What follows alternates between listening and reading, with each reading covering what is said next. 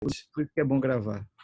Então, Uhum. Queria começar agradecendo ao professor Christian Delgado, né, professor da PUC de Lima, do Peru, para estar aqui conosco. Há um grande debate no Peru sobre a necessidade de um novo Código de Processo Civil, né, e Christian está envolvido diretamente nisso. Politicamente, o projeto está um pouco parado, né, Christian, mas as discussões doutrinárias são muito interessantes, né, e eu imagino que deva haver um diálogo importante com a doutrina brasileira. Então, eu convidei Christian para nos atualizar aqui, né, nós sempre nos interessamos pelo direito europeu, pelo direito dos Estados Unidos, mas temos aqui, do nosso lado, né, nossos vizinhos, companheiros que passam por problemas parecidos com os nossos, e têm preocupações parecidas, né, soluções que podem ser semelhantes. E a doutrina peruana vem construindo aí as bases para um novo processo civil no Peru. E ninguém melhor do que Christian Delgado, né, que está envolvido bem nisso, para nos atualizar, debater conosco. Então, queria agradecer, Christian, o aceite de estar aqui conosco, né, nesse nosso grupo de pesquisa. É um ponto importante para a gente, essa questão de direito estrangeiro, direito comparado, gera um intercâmbio mútuo para que nós possamos aprender e refletir sobre alguns detalhes que eventualmente não tenha nos escapado. Enfim, é isso. Então, queria renovar os agradecimentos e dizer que é uma satisfação tê-lo aqui. Estamos ansiosos para ouvi-lo. Bom, meu querido Leo, muito obrigado pelo convite, sobretudo pelo vínculo de amizade que nos une já há alguns anos, desde que você veio aqui para os encontros pelo Brasil do direito processual, que já tivemos e que espero consigamos retomar. Eu quero agradecer também a presença de todos, de todas. Só quem gosta de processo para ficar ouvindo alguém falar de processo uma sexta-feira, às 10 horas da manhã. Ou 8 horas da manhã aqui em Lima. Mas, enfim, para mim é uma satisfação gigante, porque além de poder tratar e trazer para vocês algumas novidades, até para quem gosta ou segue uma linha de estudo comparado como um método de pesquisa, né? Mais além disso, para mim é quase uma homenagem, porque eu vou falar um pouco como uma introdução, uma questão pessoal. Não, nem tudo é ciência ou academia, né? Eu no meu último ano da graduação eu sabia muito bem que eu queria me especializar em resolução de conflitos e processos. Tive a grande oportunidade de, no ano 2008, ter aqui em Lima as Jornadas Ibero-Americanas do Instituto Ibero-Americano, que coordena o professor Lourenço Burrosa, da Espanha.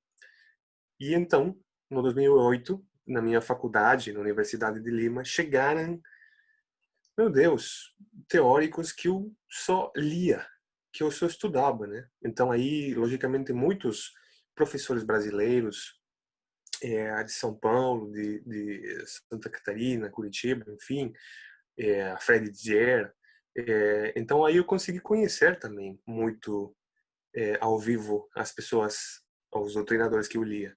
Então o meu interesse sempre pelo direito processual brasileiro veio até do meu mestre aqui no Peru, quem redigiu o Código de Processo Civil do ano 93, o professor Monroy, que foi quem, como eu acabo de falar, quem construiu as bases para o processualismo peruano desde o 93. Mais adiante, mais para frente, eu vou fazer um antes e um depois.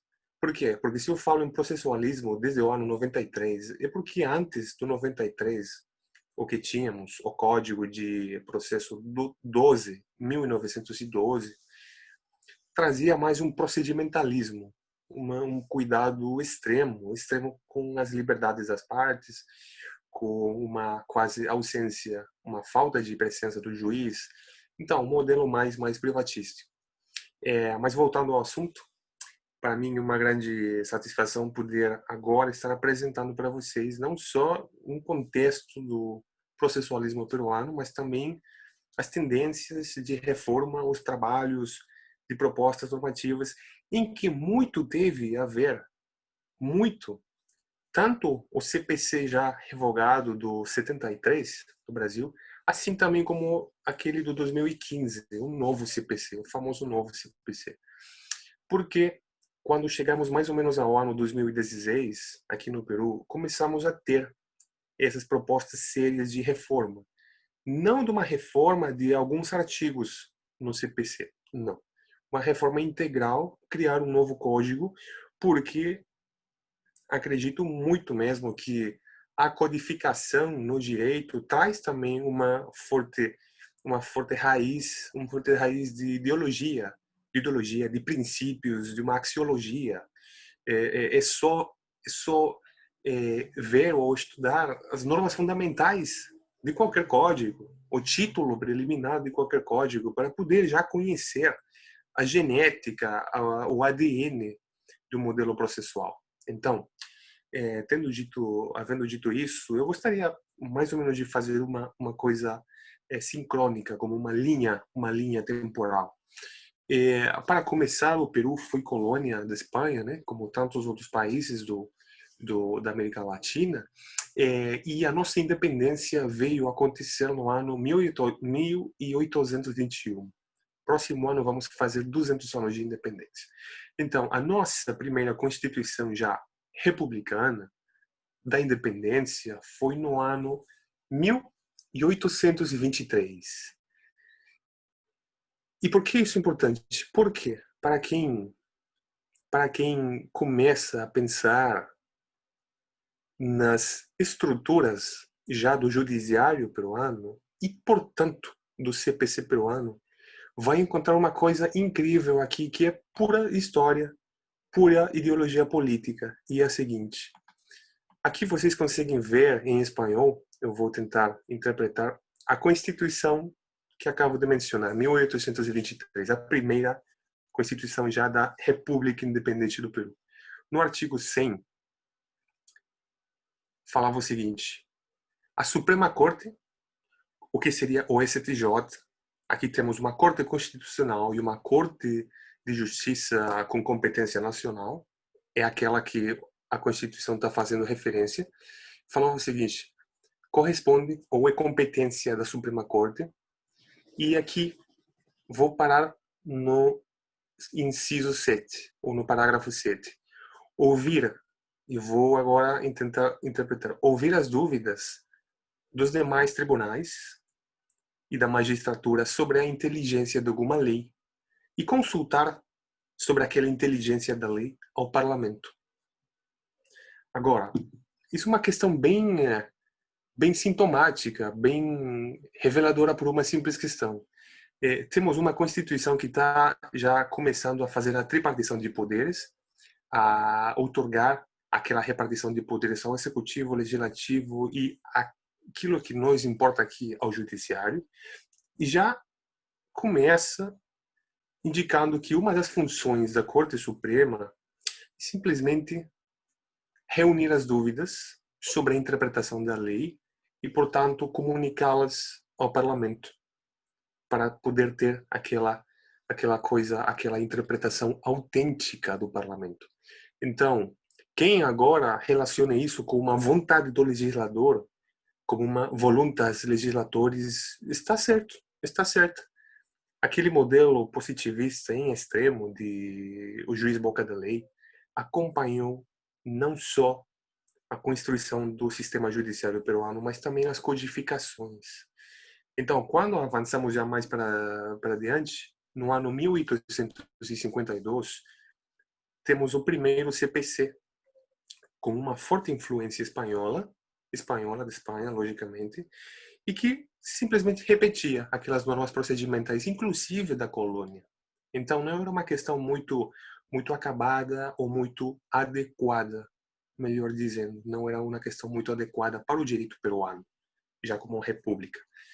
Então, se continuamos avançando, já no ano 1912, nos inícios do século XX, agora sim foi publicado um código de processo propriamente construído para a cultura para a idiosincrasia peruana, já para a cultura jurídica própria peruana, 1912.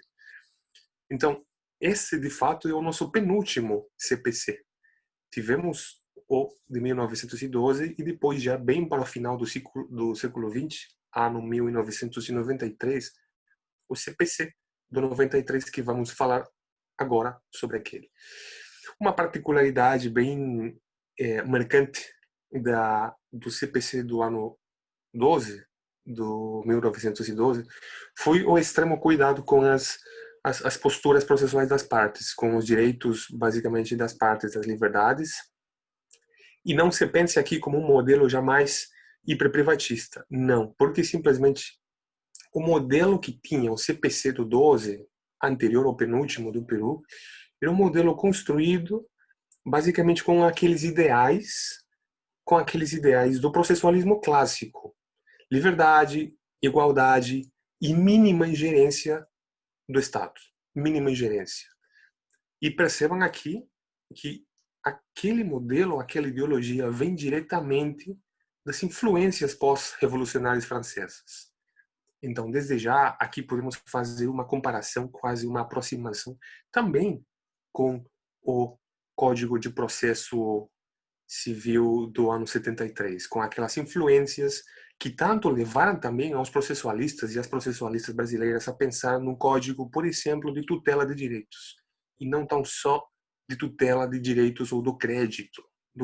Então, assim, passamos aqui quase todo o século XX, até que no ano 93, agora sim, isto só em um contexto, um marco contextual, até que no ano 1993 começaram os trabalhos, agora sim, para revogar aquele código do 12 e trazer um novo código e um novo modelo.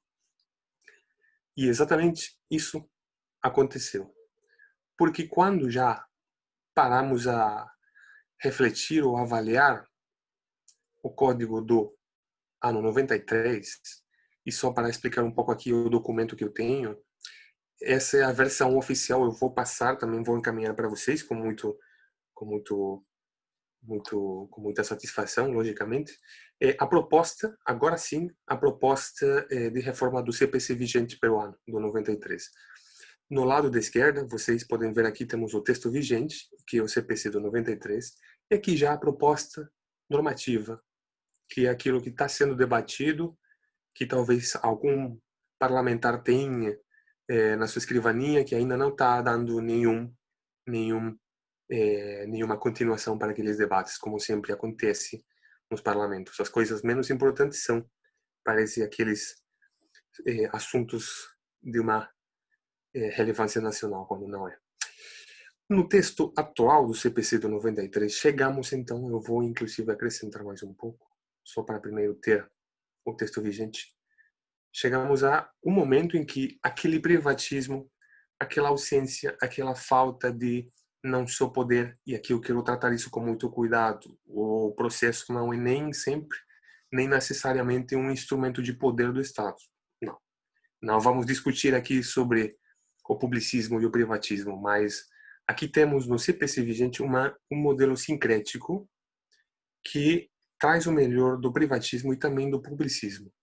Agora, já falaram sobre isso o professor Michele Tarufo, o professor João Pico Junoi, enfim, também muitos professores brasileiros, sobre aquele foco de atenção entre os modelos privatistas e os publicistas. O CPC peruano, para quem quiser responder à pergunta de qual ideologia ou qual sistema tem adotado, é exatamente um sistema misto. Porque temos, por exemplo, eu vou simplesmente passar as normas fundamentais do título preliminar, temos aqueles princípios ou direitos fundamentais processuais de cunho publicístico e também de cunho ou de conteúdo privatístico. O primeiro é um reconhecimento à tutela jurisdicional efetiva. Lógico, não podia ser menos, se é que temos também na Constituição aquele mandado expresso, aquele direito fundamental de acesso à justiça. Uma outra linha axiológica ou de valor, se quisermos chamar assim, é uma coisa que hoje em dia está em muita discussão aqui no Peru, que é os poderes do juiz. E uma discussão para mim um pouco já antiga, porque é simplesmente discutir ideologia. Perfeito, está ótimo discutir ideologia, ver se no CPC pode ter uma linha mais garantista, mais publicista, mas eu acredito firmemente de que, mais além de pensar nessas questões, às vezes um pouco vazias, é fundamental pensar as normas processuais, o ordenamento neste sentido processual, a partir da cultura. Temos o professor Oscar Chase, da NYU, temos o professor Mirhan Damaska, de Yale, sendo processualistas nos seus países, mas sobretudo comparatistas e da cultura jurídica, nesse caso americana. E eles sempre comentam nos seus livros muito reconhecidos, As Caras da Justiça, ou A Cultura nos Sistemas de Resolução de Conflitos, do Oscar Chase, de que a maioria dos princípios e regras processuais de dado país comunicam também ou preservam algumas ideologias e algumas coisas culturais desse mesmo país. Então, com esses princípios fundamentais aqui no CPC peruano, temos então aquele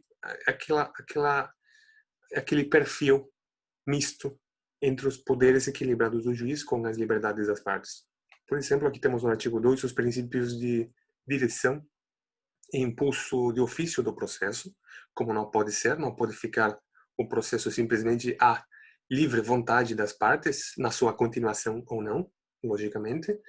O que quer o processo é exatamente o antiprocesso. O processo procura terminar ele mesmo para poder tutelar os direitos. Outros artigos, outros princípios também muito importantes para aquele momento. Lembrem que estamos falando do ano 93. Para aquele momento, pelo menos aqui no Peru, as coisas chegam um pouquinho tarde aqui, é o dever que tem o juiz também de integrar a norma processual, o dispositivo normativo processual. E lógico, vocês lembram aquele artigo 100 da Constituição peruana do ano 1823, em que uma das funções da uma das cortes vértices era simplesmente consultar as dúvidas sobre a interpretação da lei.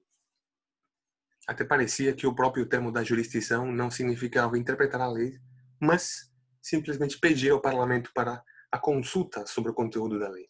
Agora, vejam só como muda, já não há muito tempo, mas muda mesmo, no nível de princípios, aquele dever do juiz que tem que, frente ou diante de alguma lacuna, algum vazio normativo, ou, melhor dizendo, em termos, inclusive, de direito constitucional, em frente da insuficiência normativa ou da ausência normativa, então, logicamente, o juiz peruano tem o dever de poder completar, de poder preencher aquele vazio. Isto não é, meus caros, uma simples questão do direito processual. Isto daqui é interpretação jurídica, é argumentação jurídica, é o próprio conteúdo do direito dialético e, sobretudo, da linguagem no acontecer jurídico e processual. O juiz, como aquele responsável de tutelar um direito, ele não pode ficar atrelado nem sequer ao texto imperfeito da lei. Tem que ir mais além, mas nos parâmetros exatamente daquela norma que tem essa ausência ou insuficiência. Não pode legislar em excesso, mas em defeito, não é? Vamos parar por aqui um pouco com aquelas iniciativas do juiz, para também dar um pouco de espaço para que as partes têm direito no processo. Lembremos que o processo também é um âmbito em que é discutido direitos subjetivos, individuais, alguns com conteúdos mais públicos, mas, no final de contas, direitos privados. Iniciativa de parte, princípio da demanda, né? Uma questão bastante óbvia aos dias de hoje, mas o que eu gosto muito de falar, por exemplo, com as minhas turmas, tanto na graduação, na pós-graduação, é que isso daqui temos que olhar com muito cuidado e até curiosidade, porque para mim, particularmente, uma conquista. É uma conquista considerando que, por exemplo, nos ordenamentos processuais da Europa comunista, antes da queda da muralha de Berlim, né? Ou melhor dizendo, a Rússia soviética, como falam muitos processualistas soviéticos de então, era um processo focado unicamente na, na concretização de algumas finalidades públicas, o famoso plano quinquenal, que queria exatamente a Rússia socialista soviética. Por que falo isso? Porque, por exemplo, naquele momento histórico da Europa comunista e na Rússia, antes do que a Rússia é hoje, talvez o país mais capitalista do planeta, os processos, as ações executivas, aqui falamos muito em processos, não ações, as ações executivas podiam ser iniciadas de ofício pelo juiz. De ofício. Então, isso é uma questão que, pelo menos aqui, não acontece, porque se quem promove a ação executiva e os processos, as ações privadas, civis, são as partes, então imaginem aquela amplitude, aquela latitude de poder do juiz para poder respeitar um plano político, plano quinquenal socialista, e permitir que a riqueza circule. Se o credor não quer, então, executar uma dívida, ok, eu, juiz, vou fazer isso. Não importa se não é a minha dívida ou o meu crédito, eu preciso fazer isso. Então, essa é uma coisa que pode servir como uma, uma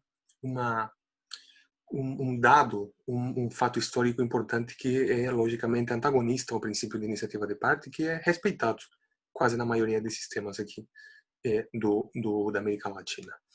Os princípios também de concentração, de economia, isso para mim continua sendo uma questão, uma situação às vezes um pouco clichê, porque do desenvolvimento para quem estuda com mais detalhe o CPC peruano ou qualquer CPC vai encontrar também muitas regras que impedem ao juiz, impedem as partes dar aquela concentração, aquela eficiência do processo. Muito formalismo, pelo menos no Peru, e a ideia de aqui agora é poder fazer essa comparação, esse tertium comparationis.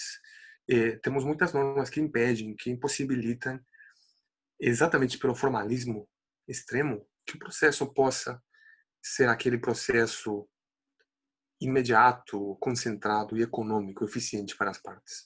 Mas também, como já falava Alexi, princípios são mandados de otimização, são ideais, são promessas e desenham uma linha para continuar e para talvez construir ao juiz. Isso não quer dizer que os princípios, ou pelo menos o CPC peruano, seja bem aplicado. Essa é uma discussão, uma questão totalmente independente daquilo que está positivado aqui. O princípio de igualdade processal, ou como falamos aqui, de socialização do processo, um nome por demais romântico ou lírico em excesso, o que procura esse princípio e que é imposto ao juiz como dever é simplesmente evitar aqueles desequilíbrios por algumas questões que são independentes ao litígio, questões de religião, opinião política, idioma, condição social, política, enfim. Fato interessante, que mais adiante, quando consigamos ver aqui já a proposta de reforma, isso muda completamente 180 graus, porque agora aquela socialização do processo, aquela igualdade substancial do processo contemporâneo, pelo menos aqui, tem levado ao juiz e as normas a cuidar dos setores minoritários e menos protegidos. Então vejam só como se passa da igualdade formal estrita, ninguém pode ser diferenciado nem discriminado por algumas questões, ok? E agora também um modelo mais aberto e de igualdade substancial para que o processo possa se adequar àqueles que não são iguais, sem saber o que é igual ou não. Então é uma questão mais democrática, pelo menos nas propostas. E outro princípio que é melhor que, em lugar de conhecer o processo peruano com algumas regras isoladas e com os princípios. É exatamente o Jura Novit Curia também. Isso, teoricamente, é muito atraente de ouvir, mas na prática forense, tem criado muitos problemas, sobretudo com os limites do Jura Novit Curia e da invasão do juiz. Não só já nas questões do direito, que tem que reconduzi-las, porque o juiz é perito de peritos jurídicos, mas também tem permitido que alguns juízes já mais ativistas ou mais amigos passem a ver o pedido, a causa de pedir, o petitum, que vem na ação, que vem na demanda. Certamente aí já não tem a ver nada com o enquadramento jurídico que o juiz pode fazer. Porque no momento em que trata o juiz os fatos, que os reconduz, que omite alguns fatos e, portanto, também consegue variar a pretensão, o juiz deixou de ser parcial. O juiz deixou de ser imparcial, melhor dizendo, e aí já estaria aplicando um conhecimento privado. E o juiz está vedado disso. Então, mas não deixamos de ter, de reunir aqui também aquele princípio do Jura Novit Curia. Os princípios também de elasticidade processual, de flexibilidade ou instrumentalidade das formas, que está como princípio, mas que, logicamente, e aqui repito, e eu sinto muito ser muito repetitivo, enfático nisto, podemos ter aqui em qualquer ordenamento um princípio que fala sobre antiformalismo ou a flexibilidade do processo, instrumentalidade, mas já é uma questão que vai depender muito do juiz como trata, como reconhece o processo. Podemos ter um juiz que é estrito exatamente com as formas, porque o formalismo no processo permite a equiparação das posições processuais, ou podemos ter também um juiz que vai mais além da própria norma de ordem público, com as regras para cumprir, e, portanto, consegue fazer um processo mais flexível. Aí já é uma discussão se é que as partes vão aceitar aquela modificação, inclusive do próprio CPC e de algumas normas. Mas é um princípio que permite identificar o processo peruano, como também é um processo que o juiz pode manipular. O princípio de duplo grau de jurisdição, interessante ver que está aqui exatamente no CPC, porque também é decorrente, provém também de uma norma constitucional no artigo 139, parágrafo 5. É interessante porque aqui no Peru temos a diferença do Brasil, pelo menos na Constituição, temos aqui o direito ou o duplo grau de jurisdição elevado a direito fundamental. Elevado. Então, lembro muito que quando eu falo isso para os meus amigos professores do Brasil, eles ficam alarmados, espantados, porque de fato isso serve muito, como já diria, por exemplo, Marinoni, que não acredita no duplo grau, que com isso você acaba com a própria utilidade do juiz de instância do primeiro grau, que o juiz que investiga, que faz a pesquisa, que resolve o conflito.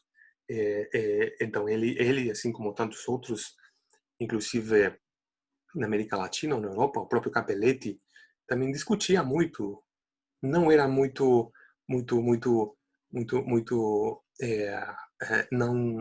não sentia nenhuma simpatia exatamente pelo duplo grau de jurisdição. Aqui temos como princípio, não só na Constituição, mas no CPC, uma proteção agravada, mas poderia ter sido pior. Poderia ter sido pior por uma simples razão. Porque se vocês aqui, eu vou fazer num post-it, conseguem ver o artigo 111 da Constituição italiana, ok? Simplesmente vou colocar aí. Vocês devem pensar, por que na Itália, por exemplo, tem a Corte de Cassazione? Porque tem mais de 100 ministros na Corte de Cassação e porque tem mais ou menos 100 mil cassações ou recursos extraordinários na Corte Suprema Italiana. Exatamente porque eles têm elevado no nível constitucional o acesso à Corte Suprema.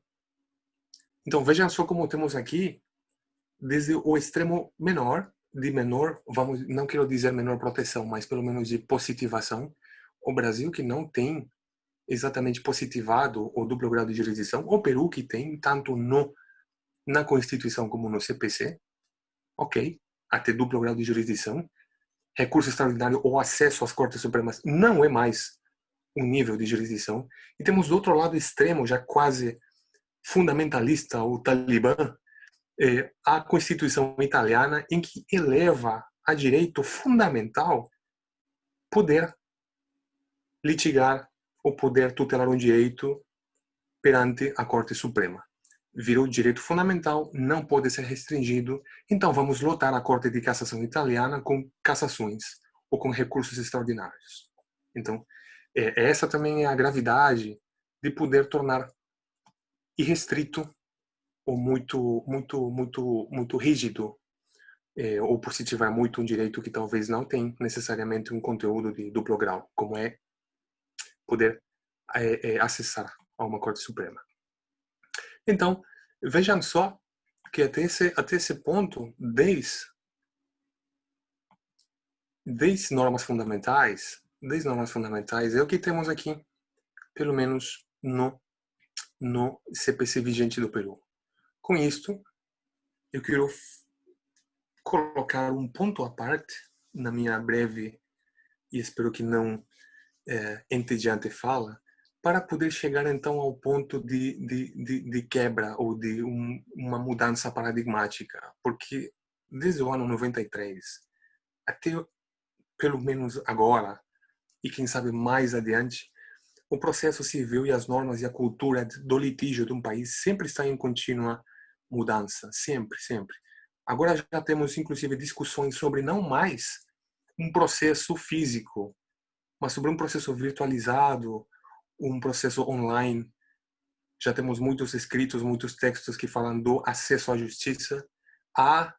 justiça digital, por exemplo. Então, as mudanças, pelo menos aqui no processo, são necessárias.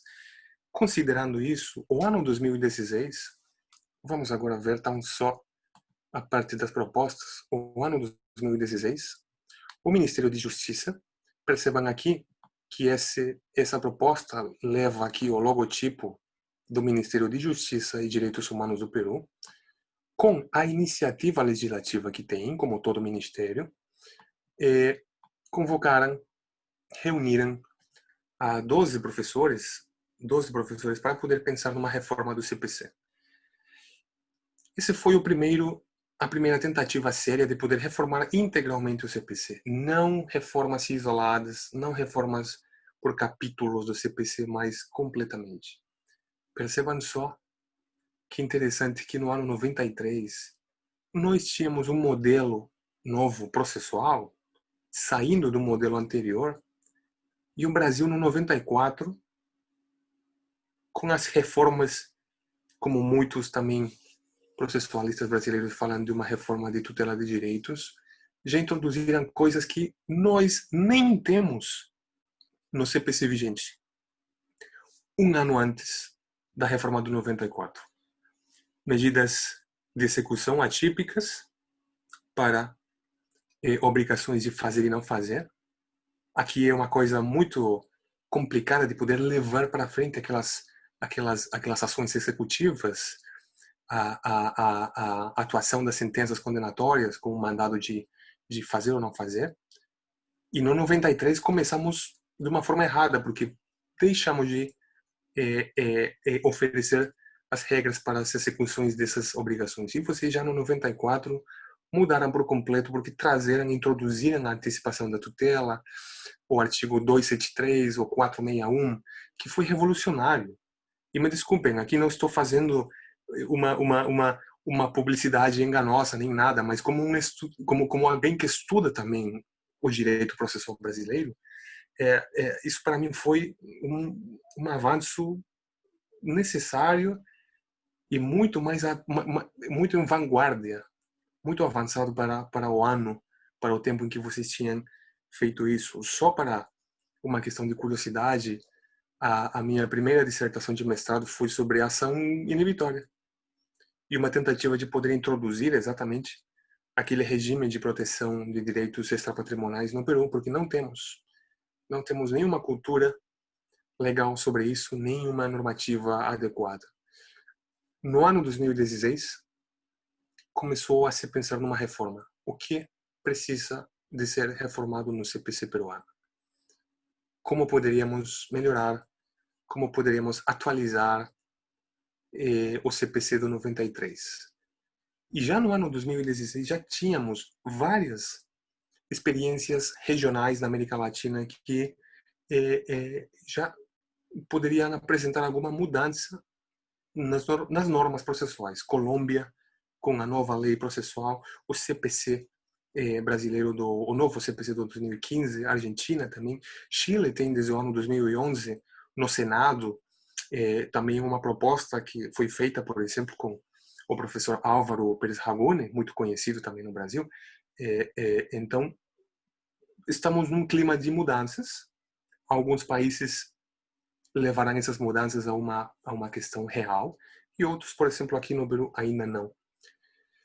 3 foram as linhas, os eixos, as propostas principais para melhorar no CPC peruano. Em primeiro lugar, uma tutela efetiva e adequada. Christian, mas isso é uma questão muito lírica. O que quer dizer uma tutela efetiva e adequada? Muita coisa. Ações coletivas no CPC, não numa lei extravagante, não, no CPC, ações coletivas, a reforma completa do acesso às cortes de vértice através do recurso de cassação ou do recurso extraordinário e também mudar, logicamente, algumas técnicas processuais, tanto para execução como a tutela provisória. Então, essas linhas principais de poder atualizar o processo com uma estrutura de procedimentos e técnicas para efetivizar os direitos é uma questão que até agora não temos, porque temos o texto vigente. Além disso, reduzir o acesso já indiscriminado, o acesso excessivo às cortes de vértice, e também uma questão que pedia há muito tempo ser reformada ou introduzida no CPC, que são as ações coletivas. Por quê? Porque o Peru, assim como toda democracia fraca latino-americana, isto é uma apreciação muito pessoal, tem muitos conflitos sociais, muitos conflitos sociais, e conflitos sociais nos levam a pensar em conflitos de massa, transindividuais, superindividuais. E no CPC vigente, tínhamos tão só um artigo, um artigo para a representação de interesses difusos. Ninguém faz nada, absolutamente nada com um artigo para poder disciplinar as ações coletivas. Então, já desde o começo, agora sim, e com isto eu vou um pouco ingressando à parte final, ao epílogo, já de início, a princípio, nas normas fundamentais, agora sim, da proposta, da reforma que tem sido pensada e está sendo debatida, podemos analisar aqui algumas mudanças que eu penso podem ser paradigmáticas se é que aquela proposta vira de verdade num código processual. Ok, tutela jurisdicional efetiva exatamente se mantém, mas com algumas coisas adicionadas. A efetividade da tutela, a adequação da tutela, exatamente vai também para aqueles direitos de titularidade coletiva. Virou princípio agora a tutela dos interesses coletivos, não é?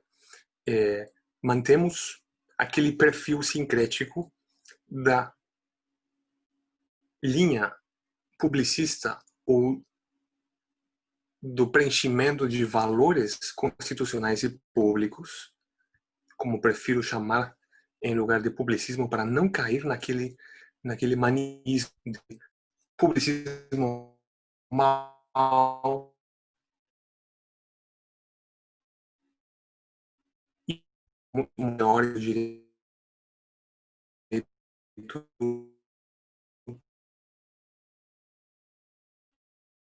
a finalidade do processo norma fundamental nova e como uma questão lógica podemos ter que adotamos uma teoria da tutela dos direitos. Agora, da valência, satisfação dos direitos materiais.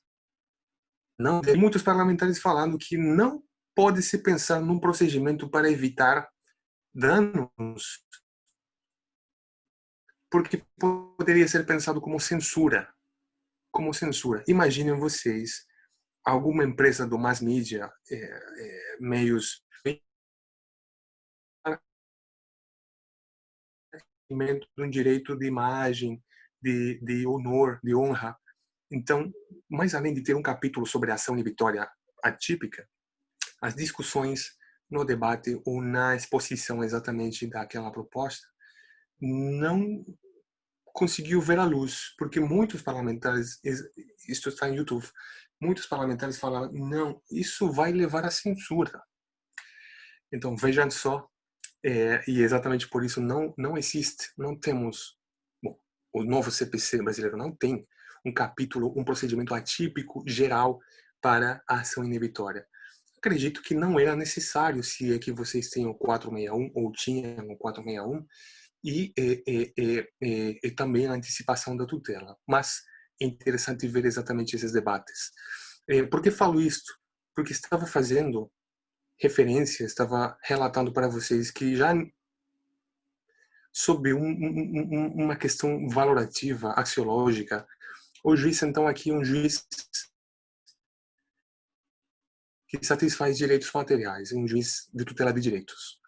Para nós, que, como eu repito, não pretendo ser crítico do meu ordenamento processual, mas eu devo reconhecer, todo o século passado e até agora, as nossas normas processuais foram construídas, pensadas com aquela ideologia da justa composição da lide carnelutiana, do início do século XX. O juiz primeiro resolve o conflito, segundo resolve o conflito, e só isso. Não importa se conseguir dar uma satisfação mais além do processo, extra processo. Portanto, não importava muito as tutelas de execução, como aparece no CPC vigente. Agora, pelo menos já com esse princípio, temos uma ideologia e uma linha já traçada para que o juiz possa atingir no máximo nível aquela tutela de direitos, manipulando e podendo adequar exatamente o procedimento e as técnicas. É interessante que no princípio de iniciativa de congruência processual e boa-fé, o contraditório forte, a ideia de contraditório forte virou princípio e virou também uma regra no direito processual civil penal na proposta. Está proibida, pelo menos na proposta, toda decisão sem ter sido debatida ou consultada previamente às partes. O contraditório prévio, a diferença do que temos até agora no CPC peruano, que é o contraditório diferido. Essa é uma questão que merece já ser repensada. Aqui, no Peru, no CPC vigente, ou como CPC vigente, o juiz pode dar algumas decisões sem antes ter ouvido as partes. Na atuação de provas de ofício, provas ex ofício, faculdade provatória do juiz, as partes conhecem que o juiz vai atuar algo quando o juiz já decidiu e notificou com a decisão. Eu, juiz, Christian Delgado, comunico para vocês que já vou ordenar a atuação dessa prova de ofício. Simplesmente comunico. E aquela decisão não pode ser recorrida, não pode ser impugnada pelas partes. Contraditório, posterior, diferido, adiado e sem possibilidade de defesa. ou ataque àquela decisão. Então vejam só o que os famosos, bom, o que os processualistas italianos já chamariam também, que também tem um desenvolvimento muito grande no Brasil, sobre as decisões surpresa. Estão vedadas, agora virou já a princípio, como conteúdo do contraditório e de defesa, a possibilidade, está vedada a possibilidade de decisões surpresa. Mas por quê? Porque exatamente, me desculpe muito, não é uma coisa para ficar bom, para ficar assim, bacana, não sei. Devemos muito a vocês o fato de que o contraditório também a defesa inclui o dever e o direito, melhor dizendo, de influir na decisão do juiz. Influir. Vejam só, a defesa não é só simplesmente dizer, ok, eu me oponho ao pedido da parte ou à decisão do juiz antes de que ele tome. Não. A defesa e o contraditório é, será que eu tenho o direito de poder influir no seu raciocínio, senhor juiz? Então, começando por isso, já existe uma proteção maior ainda nesse jogo dialético que é o processo e o direito. É até um atentado ao próprio debate se quer impedir uma das partes poder influir na decisão do juiz. Agora, isso é o princípio, pelo menos proposta. E vejam só que com esses princípios podemos chegar também ao melhoramento, ao aprimoramento, aperfeiçoamento de algumas outras direitos ou técnicas que estão incluídas também no título preliminar, finalmente com esse novo modelo que é proposto, temos também a possibilidade de ter procedimentos completamente oralizados, não mais escritos, oralizados. Temos muita tecnologia aqui no sistema judiciário peruano, temos os processos eletrônicos em algumas matérias, não todas, em algumas matérias.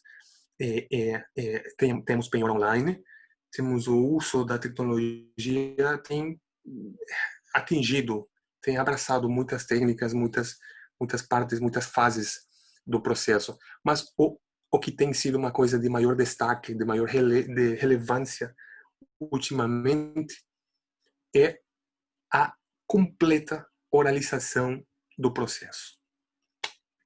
Isso tem levado a vozes a favor e a muitas vozes em contra, contrárias, porque já também sabemos desde o ano, meu Deus, 70 do século passado com Capelletti, no seu livro Oralidade no Processo e as Provas, que oralidade existia desde o ano 1890 ou 50, com as codificações germânicas, antes de que a Alemanha fosse unificada, né? E também na Áustria, com o Franz Klein. Então, é uma coisa que, se quer pensar que pode ser introduzida agora no Peru, até parece uma piada de mau gosto. Isso sempre aconteceu. Já temos aquela técnica da oralidade, mas não foi muito bem utilizada. Agora, o perigo disso, da imediação, da concentração, da economia, da celeridade com um processo completamente oralizado, é a seguinte: se vocês todas aqui, fossem juízas, e tem uma norma que obriga necessariamente, impõe o dever de levar a ação de forma oralizada, isso significa que vocês vão ter uma audiência preliminar, uma só, e de atuação de provas. Audiência complementar, 2. A questão preocupante é a seguinte: o que acontece com a complexidade processual?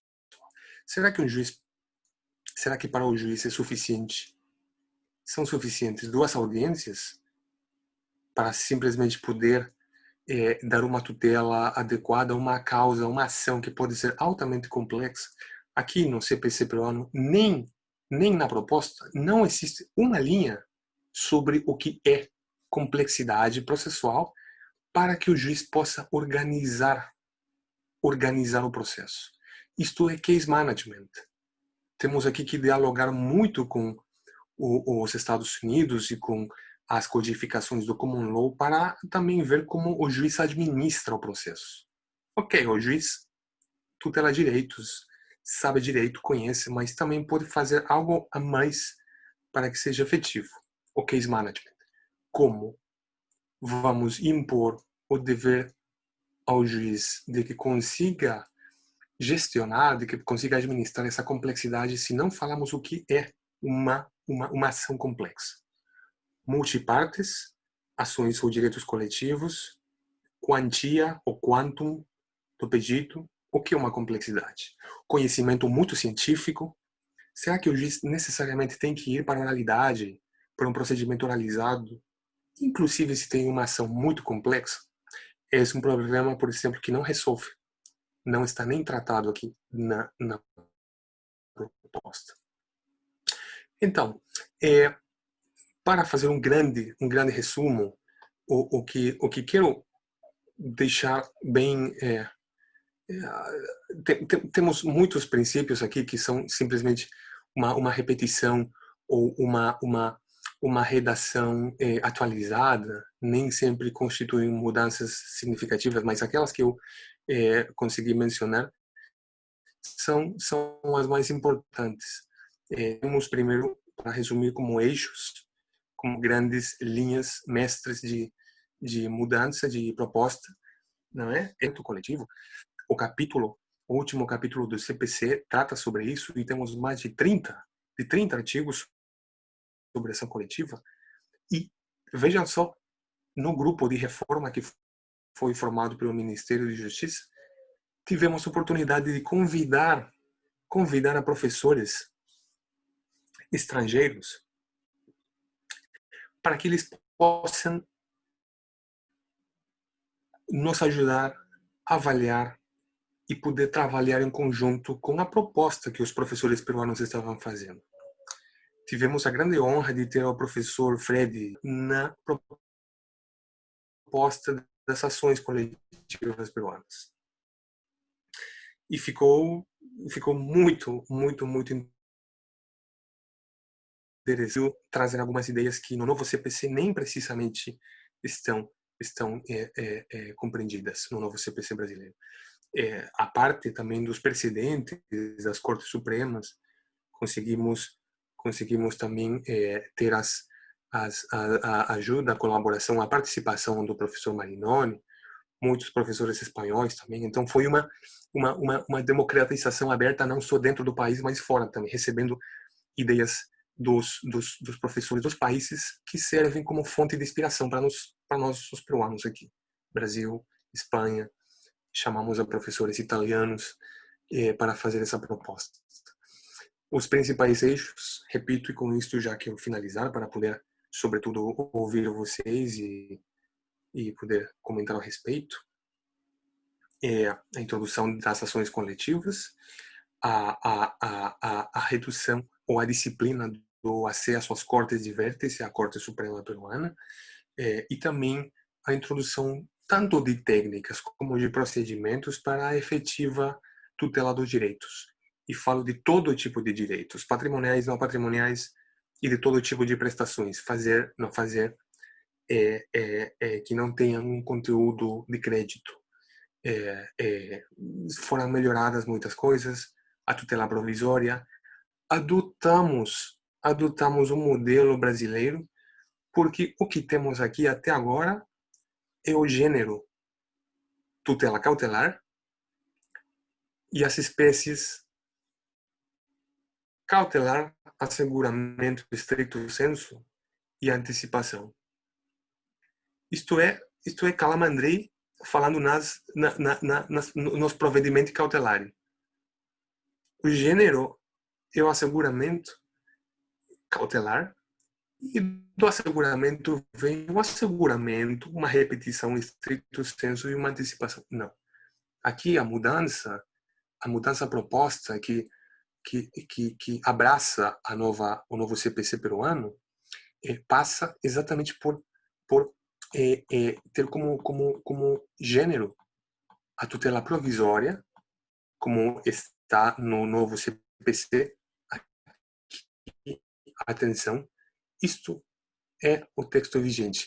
Processo cautelar. Meu Deus, até na terminologia. Processo. Isto é um procedimento, ou quando muito uma técnica. Mas, enfim, temos como processo cautelar. E já na reforma, na proposta, também nos inspiramos muito no novo, considerando as funções de asseguramento e da antecipação. E a antecipação por evidência e por urgência.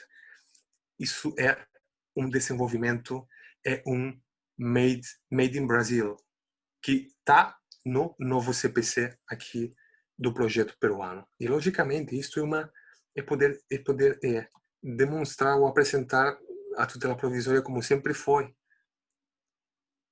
seja para cautelar, assegurar ou para antecipar, mas chamado bem como tutela provisória. Então, isso está dentro daquele grande marco de mudanças, tanto de procedimentos como de técnicas para a tutela dos direitos, a tutela processual dos direitos. O que temos até o dia de hoje, o que tem acontecido depois do 2018, em que foi apresentada essa proposta, foi levada para o Congresso, não foi ainda discutida, porque depois dessa proposta do Ministério de Justiça, chegaram as propostas do Poder Judiciário e chegaram as propostas de partidos políticos do Parlamento. E vejam só que interessante que todas essas propostas posteriores àquela que temos visto agora quase repetem a proposta do Ministério de Justiça. Então temos quase, até o momento, 3 propostas de novo CPC do Parlamento, do Ministério de Justiça e do Poder Judiciário, as 3 repartições de poder, que tratam quase do mesmo documento, mas que pelas questões do contexto atual, a crise política, a pandemia, eu duvido que um debate sobre um novo CPC agora seja uma coisa oportuna ou necessária. O próximo ano aqui no Peru temos as eleições e talvez com o novo parlamento e dentro dessa nova situação consigamos ter um novo CPC. Até esse momento, muitas coisas também terão que ser modificadas.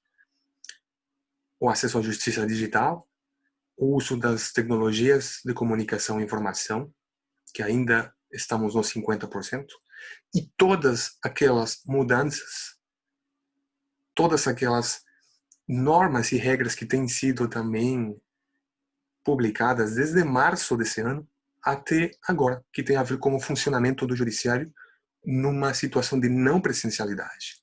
Muitas coisas têm que ser incluídas também ou compreendidas num novo CPC de cara ou em frente a uma situação de funcionamento do judiciário ao 60%. Não pode ser pensado um código para a presencialidade contínua, mas também para uma situação como a que estamos vivendo agora, né? Então, basicamente isso. Isto não foi, de longe, não foi uma aula de nenhum tipo, mas uma tentativa de poder apresentar para vocês de forma comparada como estamos trabalhando aqui no novo CPC, porque acredito que no mínimo da utilidade pode ser também interessante para vocês para ver, bom, temos aqui um país irmão que estamos só a 4 horas de avião só e que tem dialogado muito conosco para a estruturação do seu novo CPC.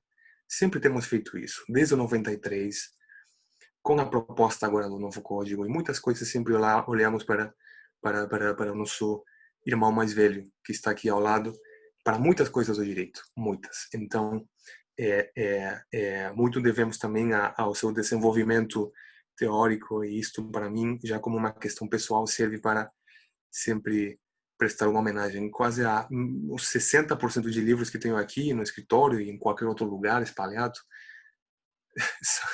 são do direito brasileiro. Então é isso. Muito bem pela sua atenção.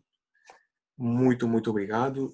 Desculpem o perfeito portunhol e fico à sua disposição para os diálogos ou para as perguntas sobre o assunto. Muito obrigado, Leo, muito obrigado a todos, a todas, e bom, fico aqui à sua completa disposição. Muito obrigado pela sua exposição, foi muito boa. Eu, como tinha anunciado antes, precisei sair um pouquinho, mas perdi muito pouco, já resgatei aqui, já percebi qual foi o conteúdo todo de sua fala e foi muito proveitosa. Queria, antes de prosseguir, registrar a presença de Tuani Custódio e de Mirna Brito, que nos prestigiam hoje aqui. Satisfação tê-los na nossa audiência, que deixa ela mais qualificada ainda.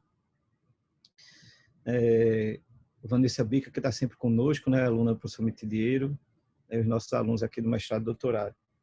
Eu quero também lhe dizer que já lhe mandei pelo WhatsApp o desenho, uma lembrança nossa da sua participação. A doutora Isabelle Marne está aqui, tem essa habilidade de desenhar, já fez a sua caricatura, está aí, receba como uma lembrança nossa da sua participação aqui no nosso grupo de pesquisa. Eu queria destacar alguns pontos, Christian, da sua fala, e gostei bastante da ideia do enfoque nos direitos fundamentais, e é uma preocupação que a gente tem aqui com o contraditório, né? Foi bem destacada com você, mas antes disso eu queria falar um pouco da ação inibitória, né? Como você destacou, a gente teve a quase oportunidade, né, de ter um procedimento especial de ação inibitória no Código, né? Mas como você lembrou aí, nos debates no Congresso Nacional, né, por conta de um exemplo dado pelo professor Sérgio Arenhart, né, numa audiência pública, alguns deputados entenderam que seria um mecanismo para impor censura. E aí terminou não sendo aprovado. Mas nós temos, né, no lugar do procedimento especial, porque qual era a finalidade, qual era a importância de termos um procedimento especial para ação inibitória? Para limitar a cognição do juiz. Porque na ação inibitória não se deve investigar dano, culpa. O que se investiga apenas é a presença ou não de um ilícito. Nós não conseguimos aprovar um procedimento especial de ação inibitória, mas conseguimos incluir um parágrafo único no artigo 497 que destaca essa limitação cognitiva. Então, se o pedido for de tutela inibitória, o juiz não precisa examinar dano ou culpa. Ele examina apenas a presença ou não de um ilícito. Então, isso me parece que é importante resgatar isso da sua fala para deixar mais acentuado. Eu vi que você fez um elogio, um destaque ao nosso artigo 461 do Código Interior, que para mim era um dispositivo sensacional. Acho que era um dispositivo altamente sofisticado e nós precisávamos, ele tem uma grande potencialidade, a gente deveria usá-lo mais do que era usado, mas ele, no lugar dele, a gente tem 2, 3 dispositivos que juntos, né, terminam dando o mesmo resultado. Sobre o contraditório, você bem destacou aí que ele revela o direito de influência, né? Isso é importante, mas eu queria aproveitar esse ponto para fazer 2 destaques para o nosso debate aqui.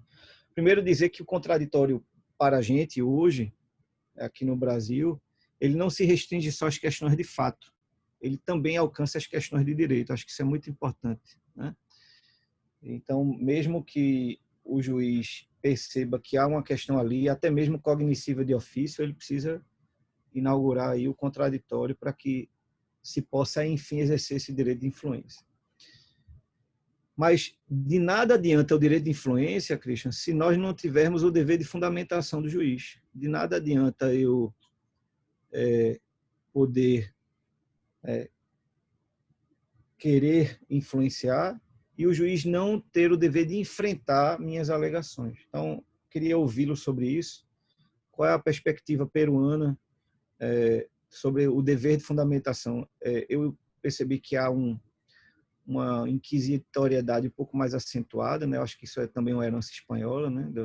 Mais antiga, né? Não atual. A Espanha hoje já tem uma preocupação, está na antítese, né? Uma preocupação grande de quebrar o excesso de inquisitividade que sempre existiu. Mas eu senti na sua exposição que há ainda pitadas de inquisitoriedade no processo civil peruano. E talvez ter um dever de fundamentação mais acentuado possa ajudar a diminuir isso. Não queria ouvi-lo. Também achei que merece destaque da sua fala a questão da gestão do processo, o case management, importante, e a regulação das ações coletivas, né? Nós tivemos aqui uma opção política de não trazer para o Código de Processo Civil a disciplina das ações coletivas, mas está tramitando já no Congresso atualmente um projeto de lei para modificar toda a regulação das ações coletivas, atualizá-las, deixá-la mais contemporânea, mais sofisticada, mais adequada.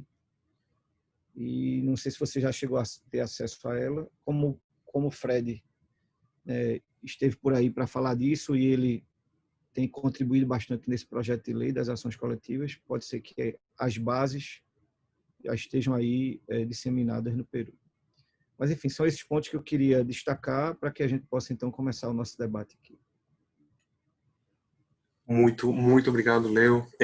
Obrigado pela presença e por poder também acompanhar a minha fala, essa pequena introdução, né? Sim, de fato, eu acompanhei também muito os debates, toda a dinâmica do novo CPC, desde o momento do seu debate até a aprovação.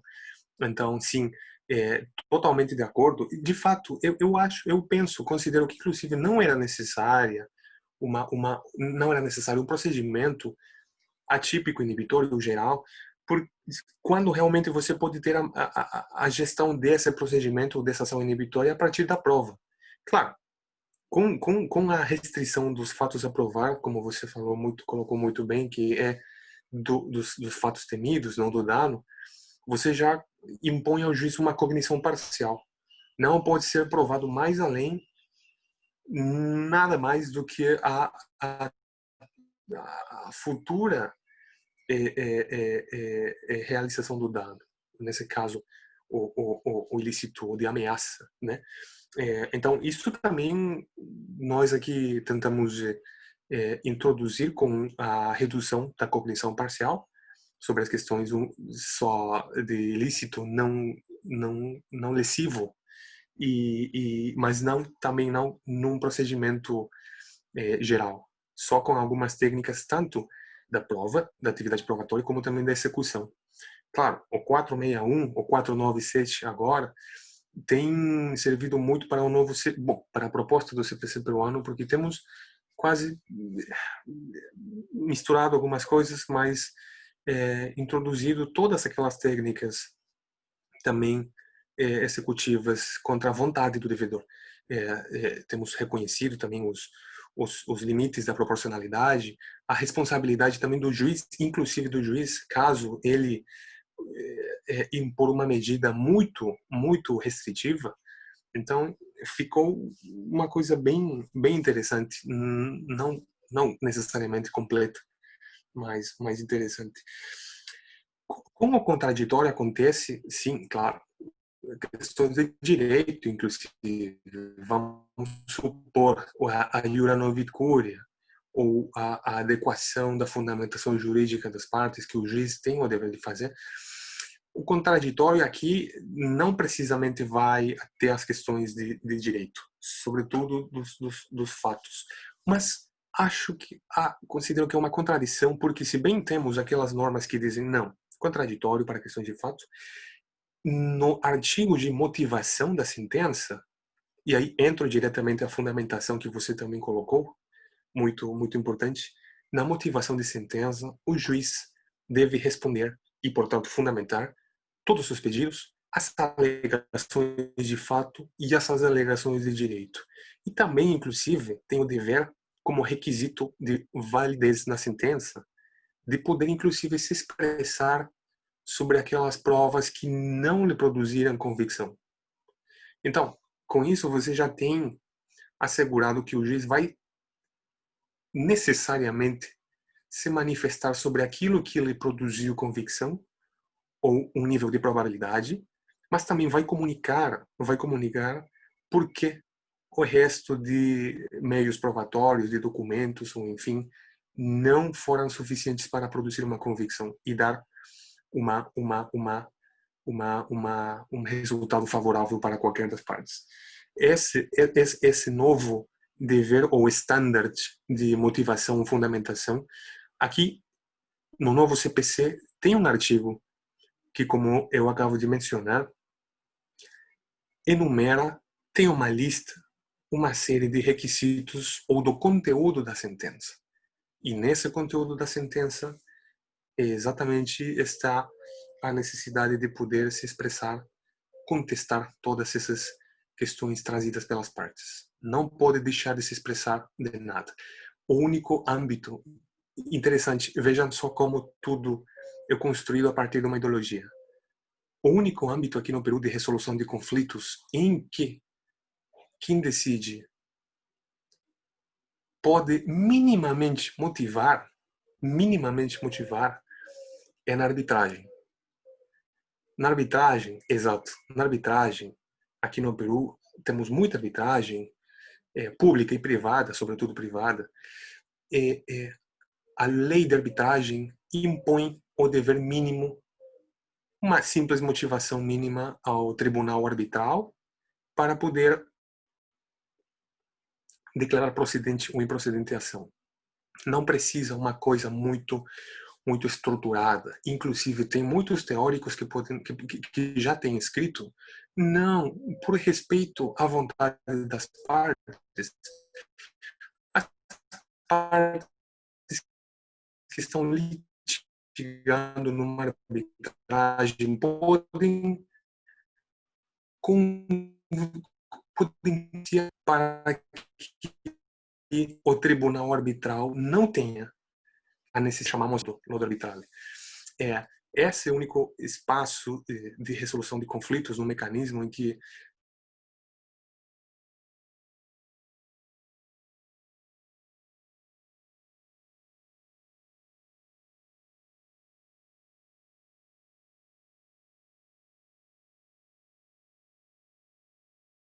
como conteúdo aquilo que o juiz deve expressar na sentença. Atender todos os fundamentos de fato e de direito e se expressar também sobre as provas que ele produzir a convicção e fundamentar por que não adotou ou não ele produzir a convicção as outras provas. Isso vai servir, logicamente, também para a impugnação. Como falamos aqui, já em muitos textos sobre a motivação das sentenças, o juiz não pode deixar de responder absolutamente tudo o que as partes trazeram. Por quê? Porque isso serve para um auditório interno e serve para um auditório exterior. Então, está como regra. Está como regra. E, finalmente, para não deixar nada no ar, sobre as ações coletivas, sei que tem um projeto para poder também ter uma lei mais específica sobre as ações coletivas, porque vocês têm muitas ações extravagantes que conformam aquele núcleo de ações coletivas, o Código do Consumo, a Lei de Ação Civil Pública, do Mandado de Segurança. Então, aqui, o que temos tentado é para não espalhar tanto esse espaço, esse âmbito de tutela, simplesmente ter num capítulo do Código de Processo. Interessante que até há alguns anos, muitos constitucionalistas brasileiros também pensavam na possibilidade, falando em codificação, não é, de publicar um Código de Processo Constitucional. Será que é necessário? É uma questão que pode ser, inclusive, pensada para tantos eventos. Ou a Associação Brasileira de Direito Processual Constitucional já teve alguns eventos também sobre isso, porque, exatamente, a codificação traz uma ideologia, um fundamento, uma axiologia. Vocês têm ações constitucionais em leis extravagantes, sim. Aqui tínhamos isso. Em 2005, acabou isso e tudo foi reunido concentrado num código de processo constitucional. Então, mas esse projeto de uma nova ação coletiva não chegou aqui a ser conhecido porque, como eu falei, Leo, esse projeto de reforma aqui foi desde o ano 2016 até o 2018. Tínhamos como fonte de inspiração unicamente o novo CPC, mas essa proposta não, acho que ainda não tinha nem sequer acontecido. Mas enfim, eu vou dar mais uma revisão àquela nova lei. Se você puder me indicar exatamente o link ou se tem alguma informação, eu ficaria grato. Mas é isso que Eu mando para você o projeto e Fred divulgou umas anotações dele. Eu mando agora mesmo terminar esse nosso evento aqui. Eu estou vendo aí o Pedro também. Pois é, eu queria registrar a presença do nosso Pedro Henrique Nogueira, professor da Universidade Federal de Alagoas, presidente da Associação Norte-Nordeste de Professores de Processo e autor do livro Negócios Jurídicos Processuais, que tem uma tradução espanhola publicada no Peru, né? Então pode-se dizer que é um autor peruano, né? Estamos aqui com um autor peruano. Exato. Negócios processuais que foram retirados da proposta que foi publicada. E exatamente... Era isso que eu ia perguntar, como é que ficaram a questão dos negócios aí no Peru, né?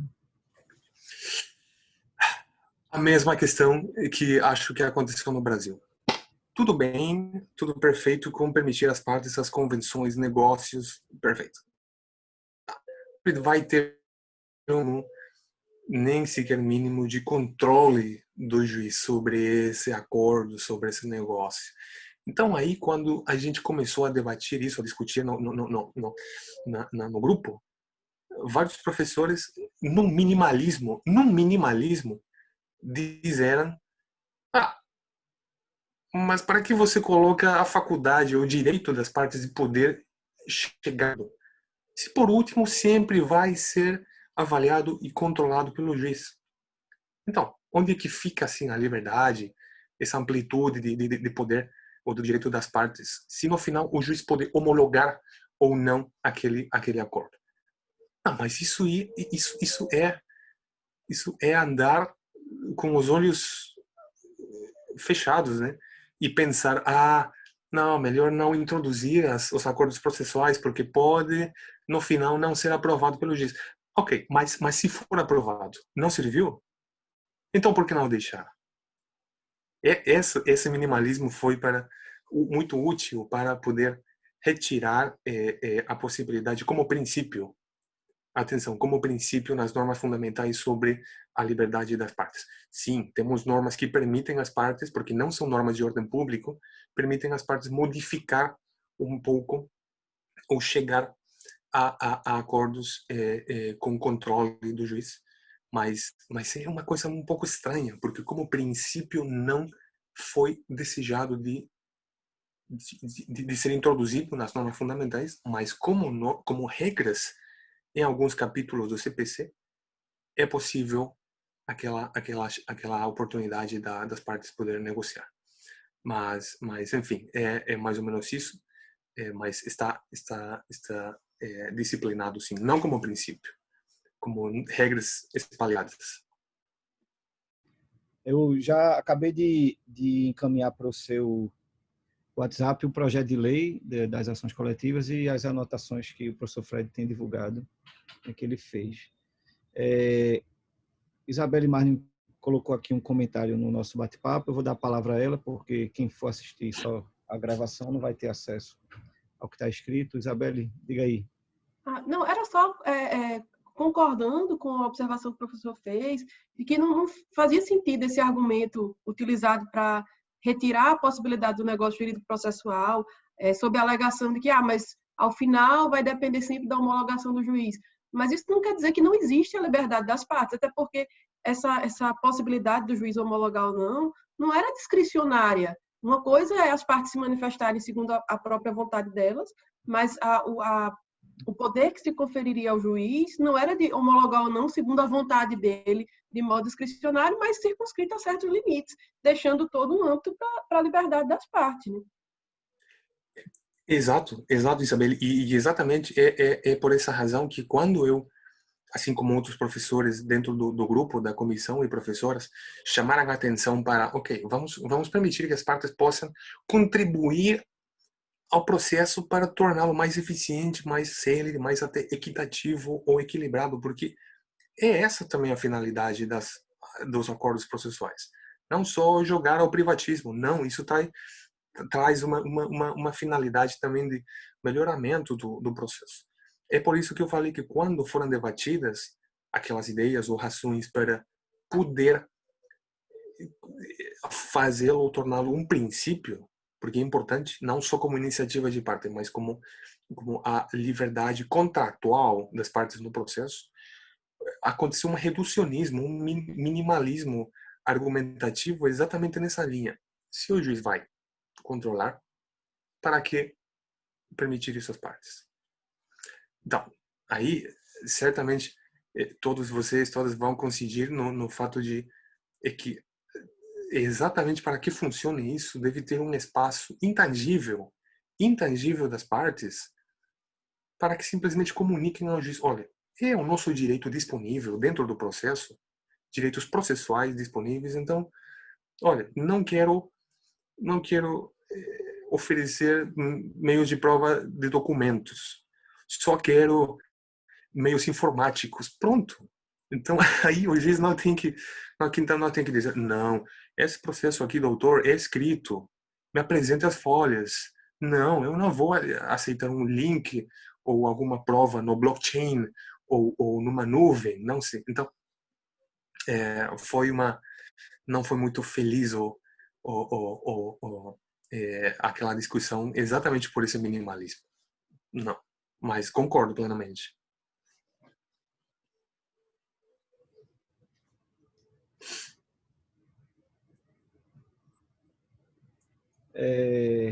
Rafa, você quer falar alguma coisa? Eu ia provocá-lo, porque o professor Christian falou alguma coisa de blockchain, de processo eletrônico, eu sei que você gosta disso, mas também estou sendo indiscreto aqui, tem uma mensagem sua para mim, vamos socializá-la.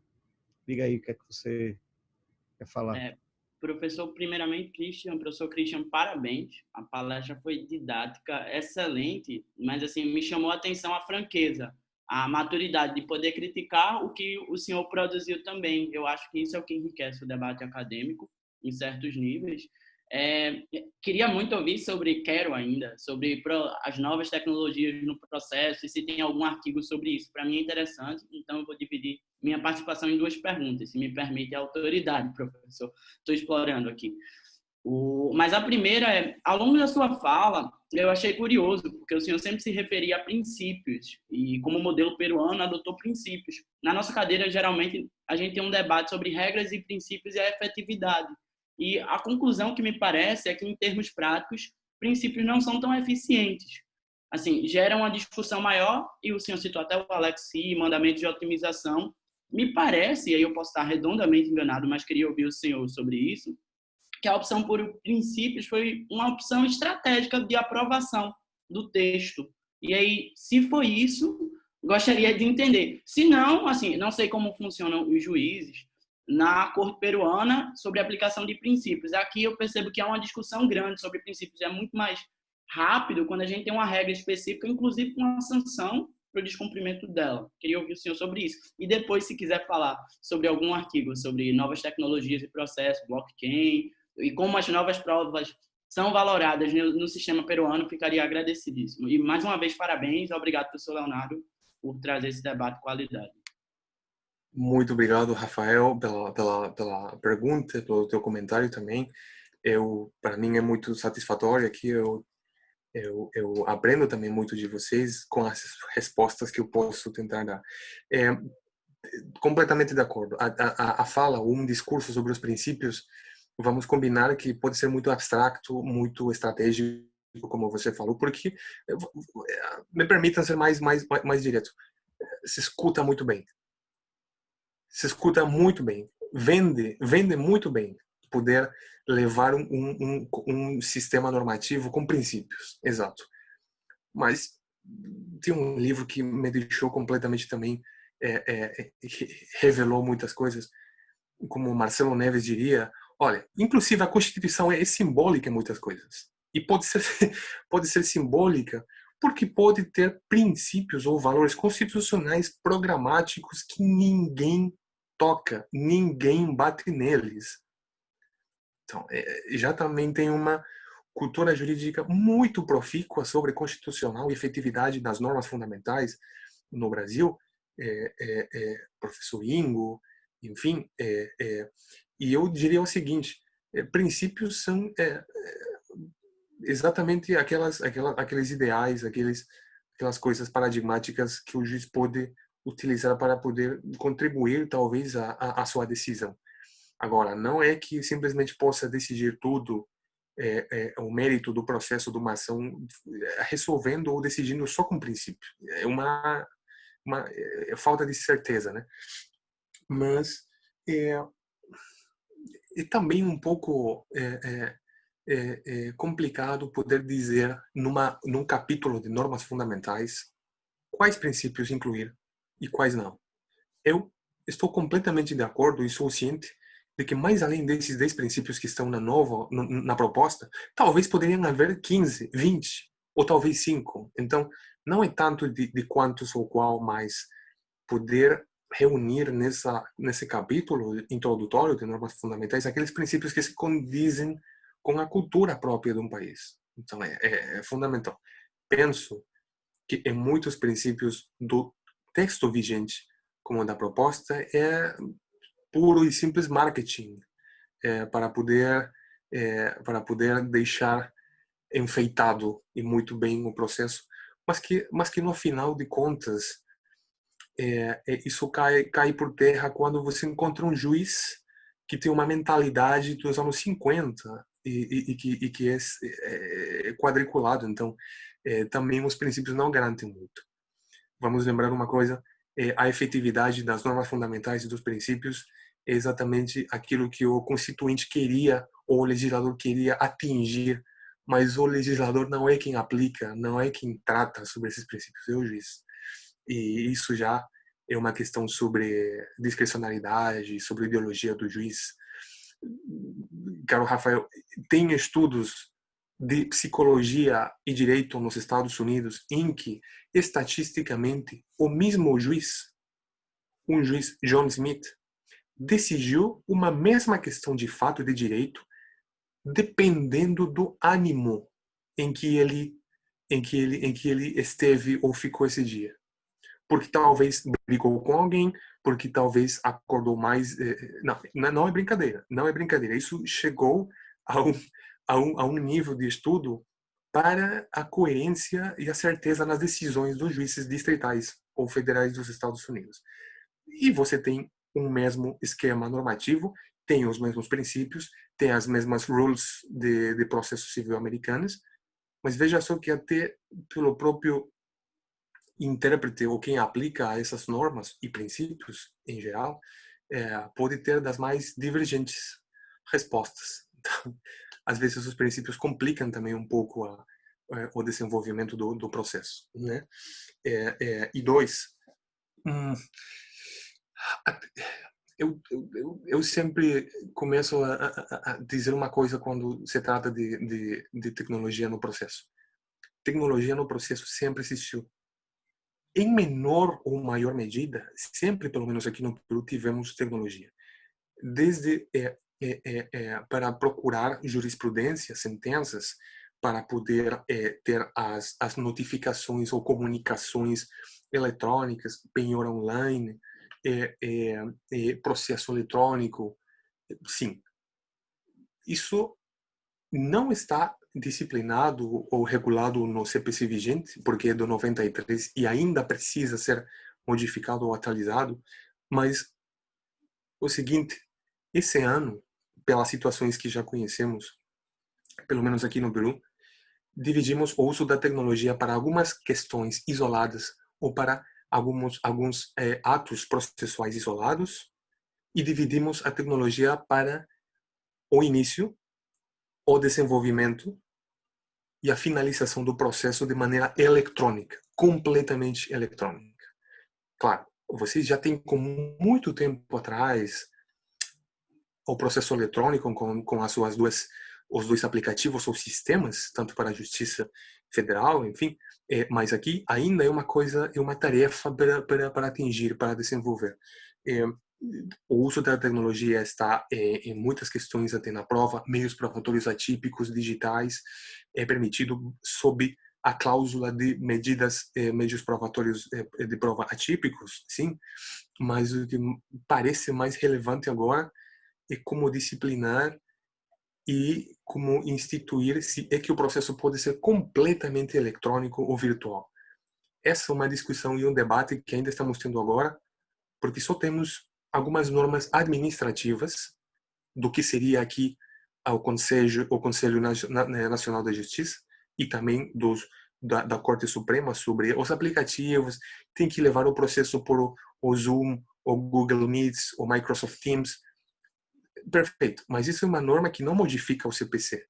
Eu acredito que como isso trata da modificação completa de como desenvolver o processo, isso deve merecer necessariamente uma resposta normativa no CPC. Ainda não temos isso. E quando acabar a pandemia, o que vai acontecer no dia 1 depois da pandemia? Voltamos ao presencial, ao escrito, deixamos as partes poder levar o processo de forma virtual. De quem vai depender isso? Então é uma situação que ainda não temos tratado, porque ainda estamos resolvendo o problema do funcionamento do judiciário assim, através desses meios virtuais. Mas é uma provocação interessante que, por enquanto, não tem uma resposta. O que eu acredito, não só pela pandemia, mas muito antes, processo eletrônico e a faculdade de que as partes, para poder preencher aquele espaço digital que muitas pessoas não têm aqui no Peru, não têm, permitir às partes alguma liberdade de poder levar o processo de forma presencial ou escrita, ou que as partes também possam levar o processo de forma completamente virtual. Como acontece na arbitragem. Na arbitragem aqui, muitas coisas são levadas só online e pronto. Então, por que não tornar isso como um exemplo para o judiciário, que ainda aqui não temos. Só para fechar, eu quando morei no Brasil, foi incrível para mim poder ver que todos juízes, advogados, tinham duas telas. Sempre trabalhei com duas telas no notebook, no laptop. Uma para redigir e ver aí as coisas, e outra onde fica aí o processo. Então você esquece e acaba assim com ter que ir até o juizado, até a corte, ou até o tribunal, ou inclusive poder ficar numa sala, na tua sala, no teu escritório, lotado de pastas e essas coisas que, no final de contas, é uma coisa já ultrapassada. Então, essas questões ainda, lamentavelmente, aqui não temos de forma completa, não temos de forma integral. Professor, eu consigo fazer uma tréplica rapidinho? Estou preocupado com o horário. Professor, sobre sua fala, quero fazer 3 ponderações. Meu objetivo. Tem uma frase de Heráclito que eu gosto bastante, que é: um homem não pode tomar banho 2 vezes no mesmo rio. Se o nosso rio é a pandemia, acho que no dia 1, pós-pandemia, seremos outros, certamente. Mas aqui no Brasil, e aí eu já estou procurando um ponto de aproximação entre o modelo peruano e o brasileiro, a gente tem o 369 no CPC, que ele traz uma redação um pouco aberta, acho que foi uma boa alternativa. Penso eu que, não vou falar de vontade do legislador, mas a legislação abordou no sentido de incluir outros meios, desde que sejam legítimos e que influam no convencimento do juiz de forma efetiva. E se são legítimos, são seguros até certa medida. E aí a gente consegue entrar no blockchain e as novas tecnologias e as filmagens e até o mapeamento de dados por celular, assim, tem N problematizações. E o terceiro ponto é, assim, o senhor estava falando do avanço do processo eletrônico. Acho que no Brasil a gente já está com uma discussão levemente um pouquinho avançada. A maior corte do Brasil, o STF, né, maior em relação à importância destinada à Constituição, não maior por função em si.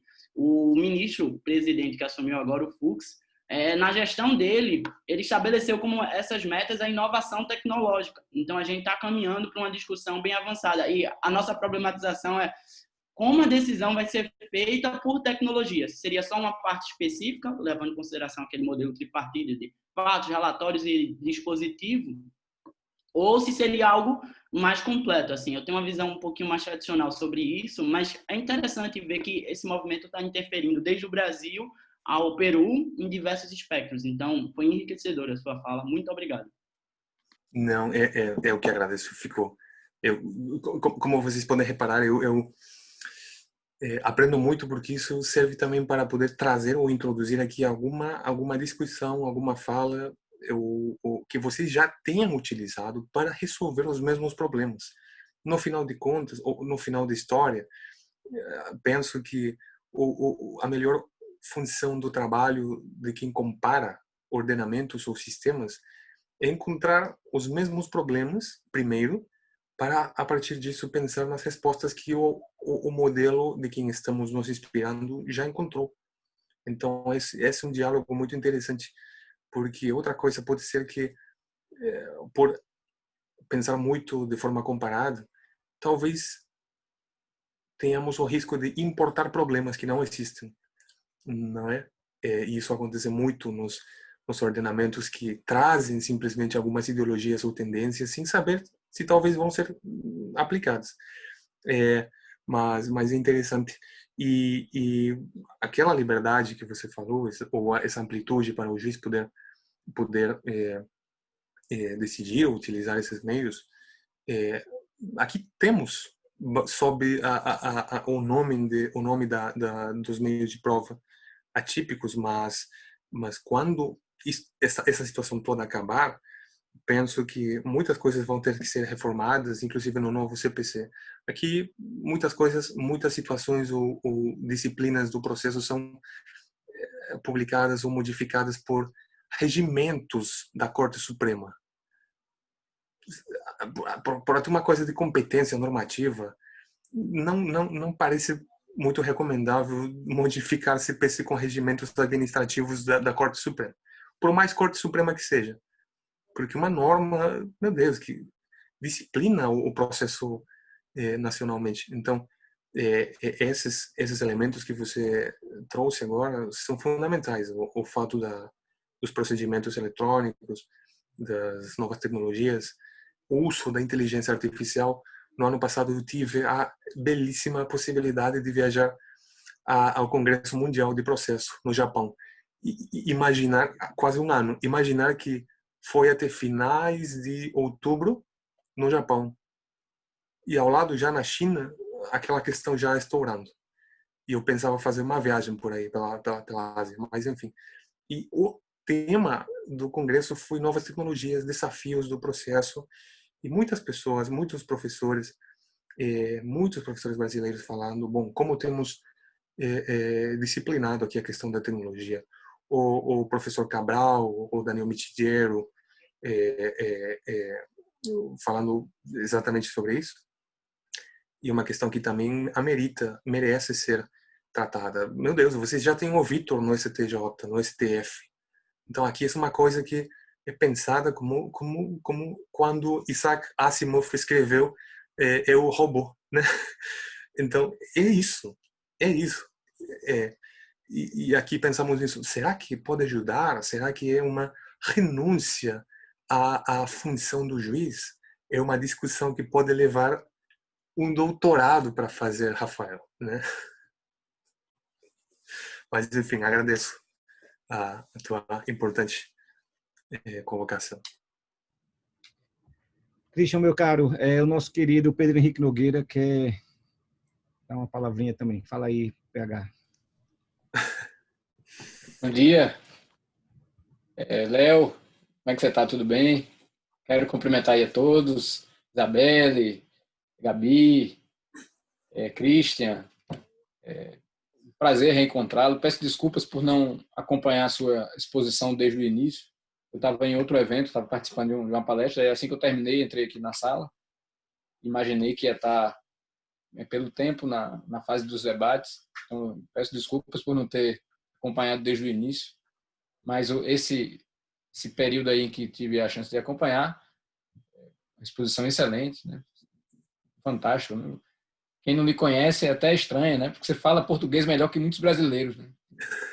Conhecia desde 2015, então isso para mim não é novidade, né? A sua clareza, a sua didática, a qualidade, né, do seu português. Eu não vou fazer nenhuma pergunta porque eu não acompanhei a exposição, mas eu queria compartilhar aqui duas pequenas dúvidas que eu tenho a respeito de temas que foram mencionados agora nos debates. Primeiro, em relação aos negócios processuais no Peru, eu achei curioso que a opção acabou não sendo de incorporar no projeto uma cláusula geral de negociação similar ao nosso 190, similar ao artigo 14, né, que foi incorporado no projeto argentino. Por sinal, tem muitas deficiências, né, com todo respeito, nosso 190 é muito melhor. Mas a opção peruana acabou não sendo essa, né? Mas o código atual do Peru, em vigor, é muito refratário aos negócios processuais, né? Eu tive a oportunidade de estudar o código peruano e é muito difícil você encontrar, assim, mesmo negócios típicos, assim, você tem que fazer um esforço muito grande para encontrar espaços de negociação no CPC peruano em vigor, né? E o que me surpreendeu no projeto é que, apesar de não haver uma cláusula geral de negociação, se encontra vários negócios espalhados pelo código, inclusive o acordo de não recorrer. E eu achei interessante que o acordo de não recorrer está expressamente consagrado e expressamente consagrado como um negócio jurídico, na disposição de motivos, na justificativa, se fala assim abertamente sobre negócios jurídicos processuais e se aponta como um instrumento interessante para a celeridade processual. As partes fazerem um acordo para limitar as instâncias. Então, eu achei curioso isso aí pelo fato de que, de um lado, não houve adesão a uma cláusula geral aberta para negociação processual, mas, por outro lado, houve uma abertura, uma visão assim macroscópica do código, né? Se a gente fizer uma análise panorâmica, a gente vai achar muitos pontos de abertura, né, no projeto, né? E eu queria saber de você, primeiro, é uma curiosidade, como é que está a tramitação legislativa do projeto? A que altura se encontra e se existe, do ponto de vista político, alguma perspectiva de aprovação ou não? Ou se é algo que ainda não tem nenhum horizonte? Essa é a primeira questão. A outra questão, que também é só uma curiosidade, você falou aí a respeito da decisão arbitral, né, do laudo arbitral, que poderia não ser fundamentado, desde que as partes assim convencionassem. É uma curiosidade mesmo. No direito peruano, o laudo arbitral precisa ser homologado pelo judiciário ou ele já é plenamente eficaz?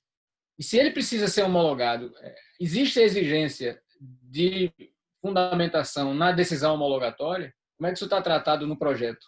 É só uma curiosidade. Mais uma vez, agradeço aqui, cumprimento a todos que estão aqui na sala.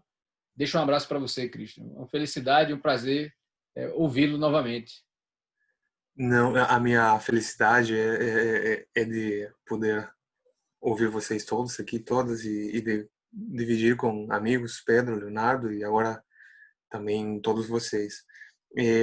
Bom, como esse projeto foi entregue, foi dirigido já ao Parlamento no ano 2018, como chamamos aqui, tem dormido o sonho dos justos, porque que é uma coisa da qual você jamais acorda. É um ditado bem coloquial. Por quê? Porque certamente não é uma coisa que, pelo menos para o parlamento, pareça revelar muita importância, porque, bom, no final de contas, lembre vocês também que vão ser normas que os futuros ex-parlamentares vão, de alguma maneira, ser atingidos por essas novas normas. Então também já tem uma coisa muito particular dos próprios congressistas, dos parlamentares, ver se o modelo um pouco mais ativista ou mais privatista é o mais conveniente. Mas não só por isso, mas também porque, como isso é interessante, porque depois desse projeto do 2018, outras propostas têm sido também encaminhadas ao parlamento. Propostas do judiciário, da reunião dos ministros supremos e também de alguns partidos políticos, já como iniciativa legislativa própria do Congresso. Então, você já tem até agora pelo menos 3 projetos que são bem parecidos ou que foram influenciados ou inspirados no projeto do 2018, mas que, como são 3 projetos, aí você tem que dar o processo legislativo para cada um deles. Isso vai levar muito tempo. Até agora, simplesmente temos um número de incidente para cada um desses projetos, mas não tem nem debate sobre isso.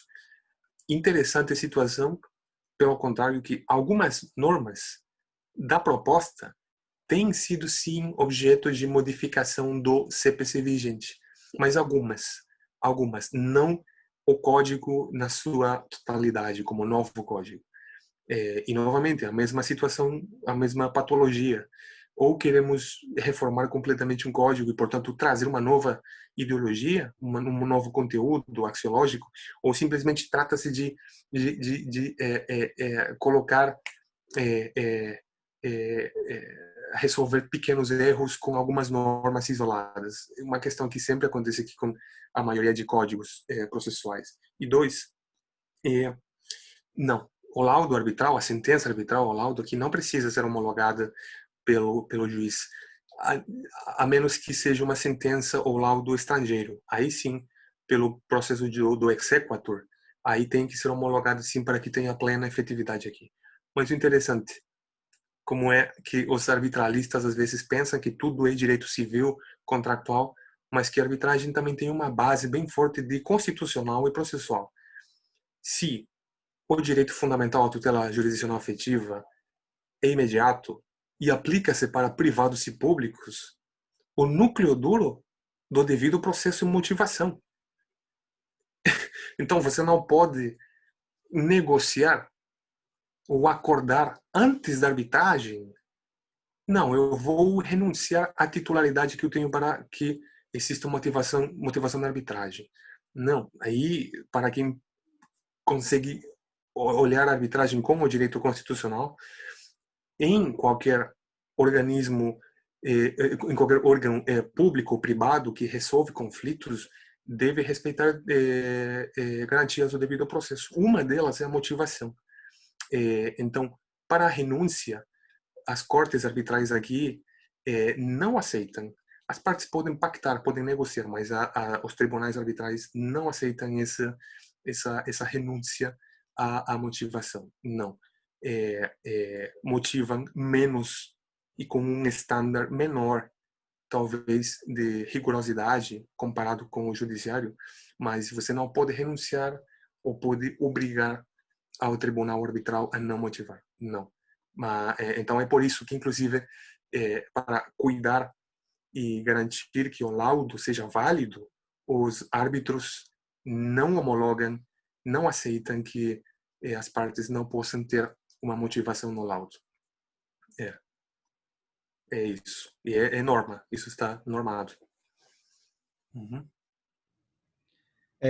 Pessoal, o Christian tem um compromisso agora ao meio-dia da gente, de lá, mas Moacir queria falar. Moacir fala e a gente encerra. Pode ser, Christian? Ele já tinha pedido aqui.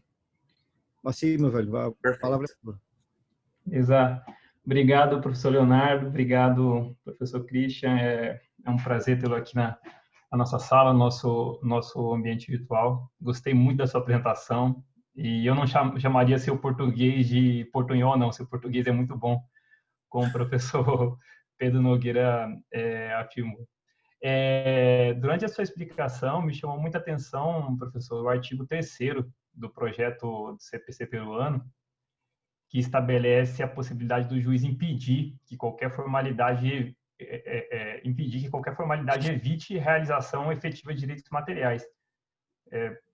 Parece até um princípio antiformalista, né? A minha dúvida é a seguinte: quais seriam os limites desse dispositivo?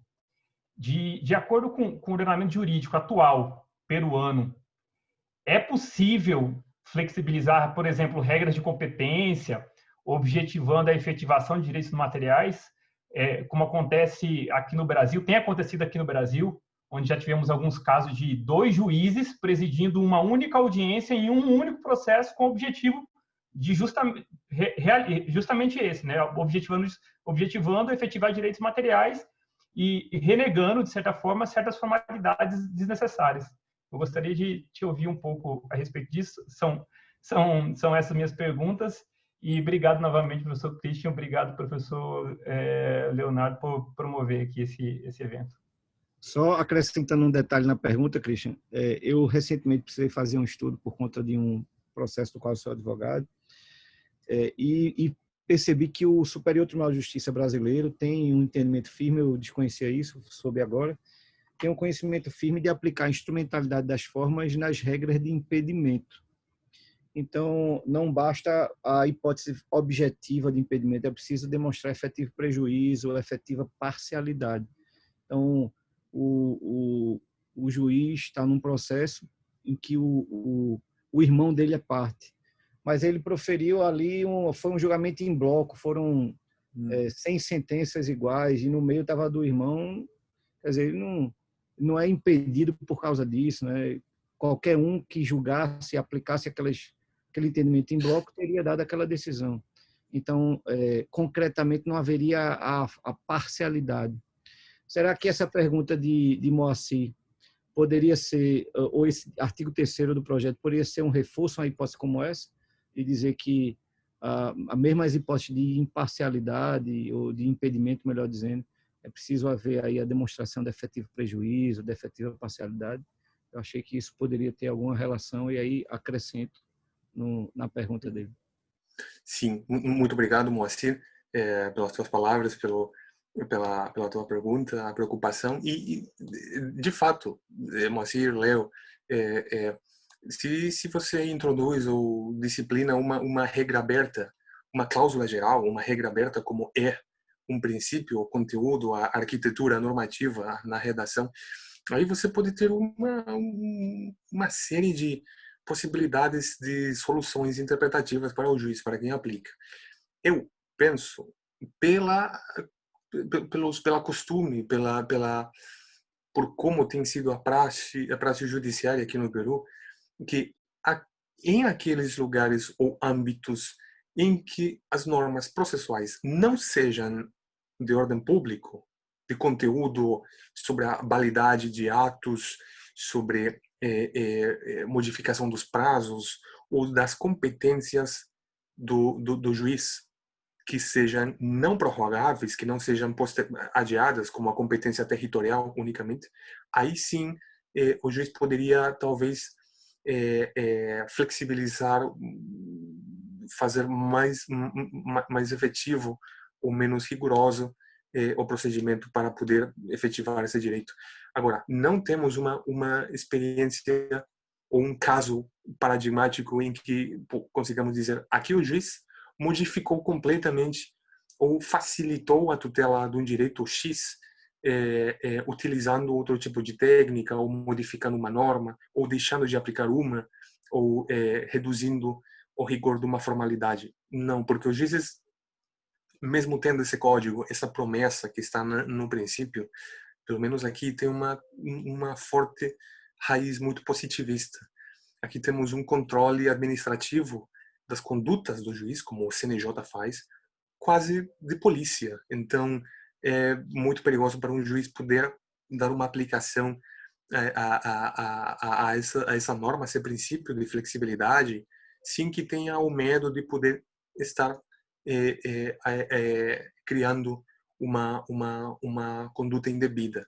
Mas eu com certeza posso dizer de que naquilo que não está impedido ou não está proibido o juiz nem as partes de poder realizar ou levar adiante no processo, e que não seja sancionada com nulidade, com a invalidade, as partes e o juiz têm a possibilidade de flexibilizar o procedimento, modificar a via procedimental, se um procedimento sumaríssimo, de cognição sumária ou exauriente, né? Inclusive poder não acolher certos alguns meios probatórios ou a formalidade de alguns meios de prova, se é original, se é uma cópia, se tem um formato diferente, exatamente para impedir que o processo se torne mais rigoroso, mais litúrgico, como se fosse numa igreja, uma missa, né?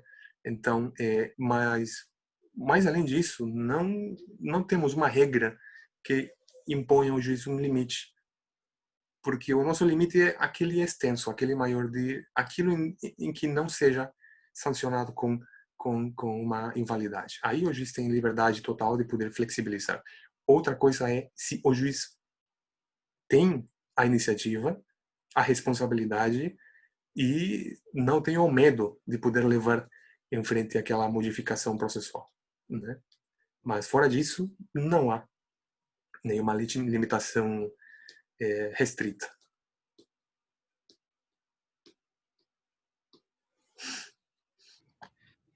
Bom, então, o professor Christian tem um compromisso agora, já deve estar em cima da hora já, né?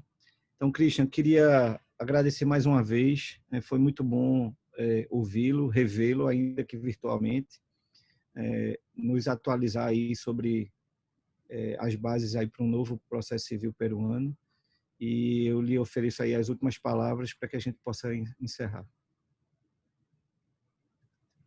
Bom, as minhas palavras sempre que tenho amigos e colegas que dispõem do tempo e oferecem o tempo para quem fala, são palavras de gratidão, de muito respeito e também de muita admiração. Então, para mim foi uma grande oportunidade e uma honra poder dividir com vocês esse tempo e poder também trazer para um estudo analítico comparativo como vêm sendo as tendências de reforma do ramo que apaixona a gente, né? A solução de conflitos, o processo porque também identificando esses problemas, como eu falei, se é que temos um método de comparação jurídica responsável, podemos atingir muitas coisas para poder resolver e até tratar de forma comparada.